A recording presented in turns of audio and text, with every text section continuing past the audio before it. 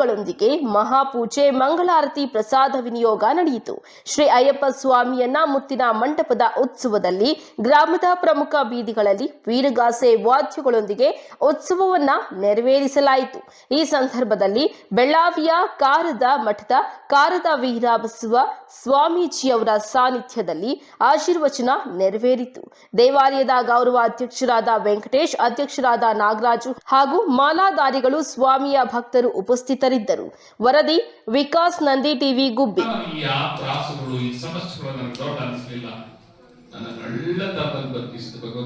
ಧನ್ಯವಾದ ಅಂತ ಹೇಳಿ ಮಣ್ಣಾಗಿರುತ್ತದೆ.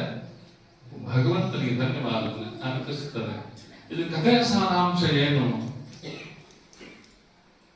ತನ್ನ ಭಕ್ತರ ಶಿವ ಈ ಭೂಮಿ ಕಳಿಸಿದಾದ ಮೇಲೆ ಅವನೇನು ಮಾಡ್ತಾನಂತೆ, ಭಕ್ತರನ್ನು ಸುಮ್ಮನೆ ಬಿಡಲ್ವಂತೆ. ನೀರಿನೊಳಗೆ ಮುಳುಗಿಸ್ತಾನೆ ಅಂತ ಜನ ಇದ್ದಾನೆ. ಈ ಭೂಮಿ ಒಳಗೆ ನೀರಿನೊಳಗೆ ಮುಳುಗಿಸೋ ಜನ ಇದ್ದಾರ, ನೀರು ಕುಡಿಸೋ ಜನ ಇದ್ದಾರ, ಇದಾಗ್ತಾನೆ. ಎಷ್ಟು ಅನುಭವ ಇರ್ಬೇಕು ನೋಡಿ.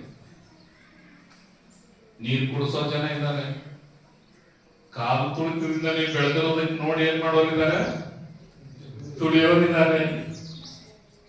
ತದನಂತರ ಚಕ್ರಕ್ಕೆ ಹಾಕಿ ಕುದಿಗೆ ಇಸ್ಕೋರಿದ್ದಾರೆ, ಮುಂದೆ ಬಿಟ್ಟು ಏನ್ ಮಾಡೋರಿದ್ದಾರೆ, ಹಿಂದೆ ಇಸ್ಕೋರಿದ್ದಾರೆ.